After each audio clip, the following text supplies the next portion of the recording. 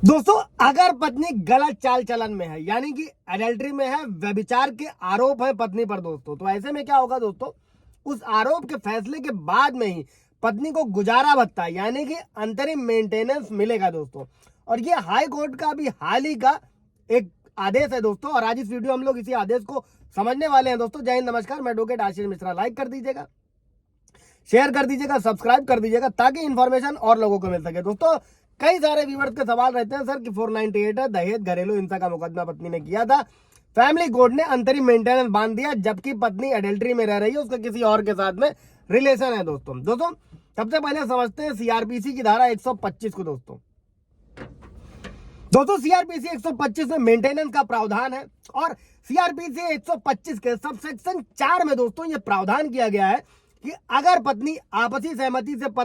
पति से अलग रहना चुनती है या अलग रहना चाहती है या फिर उसके साथ रहने से इनकार करती है दोस्तों, तो वो अंतरिम या फिर अंतिम भरण पोषण की हकदार नहीं होगी दोस्तों, जो नए कानून में भारतीय नागरिक सुरक्षा संहिता की धारा 144 के सबसेक्शन 4 में व्यवस्था करी गई है दोस्तों। और इसी को ध्यान में रखते हुए दोस्तों इलाहाबाद हाईकोर्ट ने कहा है कि अगर पत्नी पर व्यभिचार के आरोप है दोस्तों, तो पहले उन आरोपों पर निर्णय लिया जाना चाहिए दोस्तों, इसके बाद ही पत्नी की ओर से की गई जो भरण पोषण की मांग पर आदेश दिया जाना चाहिए दोस्तों। और हाई कोर्ट ने फैमिली कोर्ट का केस था, फिरोजाबाद का केस था दोस्तों, उसमें भरण पोषण के आदेश पर अंतरिम आदेश जो फैमिली कोर्ट द्वारा दिया गया था फिरोजाबाद के, उस पर रोक लगा दी दोस्तों, और विपक्षी गण यानी कि पत्नी पक्ष से जवाब मांगा गया दोस्तों। और इस केस में पति ने दोस्तों, चूंकि पति ने रिवाइज पिटीशन यानी कि पुनरीक्षण याचिका दोस्तों दाखिल किया था हाई कोर्ट में, इलाहाबाद हाई कोर्ट में दोस्तों, और इसी मेंटेनेंस को लेकर दोस्तों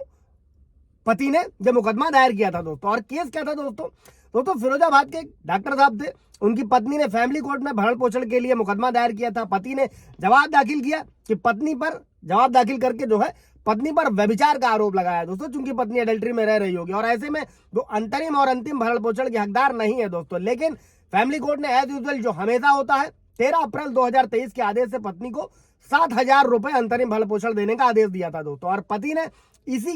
इसी मेंटेनेंस को हाई कोर्ट में चुनौती दी थी, और पति के वकील का कहना था कि पत्नी के खिलाफ व्यभिचार के आरोप है, और ऐसे में व्यभिचार पर निष्कर्ष दर्ज करने के बाद में ही भरण पोषण पर फैसला लिया जाना चाहिए दोस्तों।